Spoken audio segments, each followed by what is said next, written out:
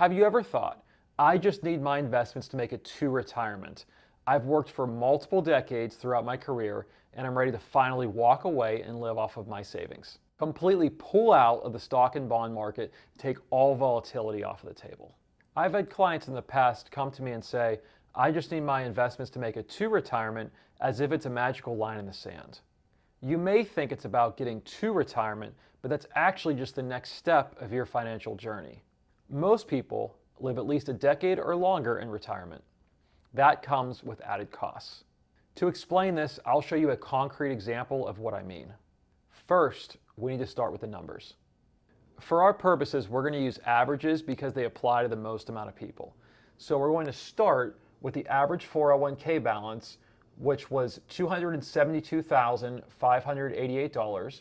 Now, some people have pensions, I understand that, but for our purposes, I'm not going to use them today. I'm also not going to include real estate. For expenses, the most recent consumer expenditure survey tells us the average household spent just under $78,000 in annual expenses, so we're going to divide that by 2 to get to the cost for one person annually. The average life expectancy in the United States is about 78 years old, and our chart that we're going to use is going to start our retirement as of the first of the year of 2025. The first example uses investment growth at a 0% rate, which is here for conservative purposes, and that's for the person who wants no investment risk. So for the hypothetical person that I spoke about in my first couple lines, they want to take zero risk, so they're basically investing with no return. They're taking their cash and they're putting it under their mattress. I want to see how long would my money last in a hypothetical situation. We can see in the bottom left, there's a sunset icon, it's green, and that is saying we're retiring starting earlier this year in 2025.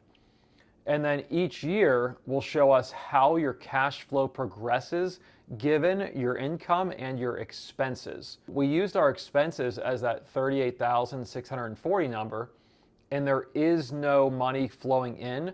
That's why each year the chart will decrease a little bit up until the final year in 2035.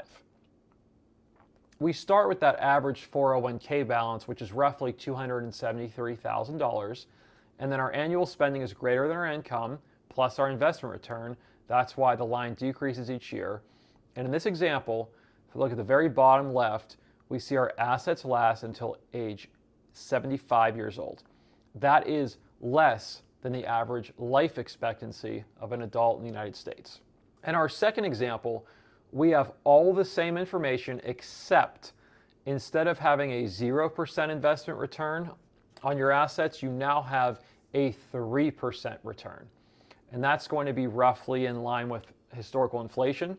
And we can see here the green lines are the added value that you'd receive versus the 0%. So think 3 versus 0. And when we look in the bottom left, our assets last until 77. So now we're right around where the average lifespan is, and we can see our value gained, which is a little over 63,000. Now these numbers are not exact, they're just hypothetical for our purposes, but this is showing you what you would return assuming you had a 3% investment gain annually. So you gain 2 years versus the 0% option at first. The third example would be something similar to staying invested within your retirement account and taking a little more investment risk, such as using a mix of stocks and bonds, for example. And I used the number of 6%. We went from 0% to 3% to 6%. As I said before, this is not guaranteed. This is just a hypothetical example of a return that you may receive. The biggest difference here is our assets now last until age 81, which is ahead of the average life expectancy. That's a 6-year difference from the 0% return. And our value gained is almost $155,000. We can also see by the green bars above how many additional years your money lasts, and it can be a great visual to see on paper as well. Depending on your financial situation, it could mean the difference between going into debt or staying above water during your lifetime. This is why it's important to consider speaking with a financial professional to discuss your personal situation as you approach retirement, so you have a plan moving forward. Everyone's financial situation is different, but planning ahead could give you the best chance at succeeding and not running out of money in retirement. Remember, it's not to retirement, it's through retirement. Thanks for listening. We look forward to seeing you in our next video.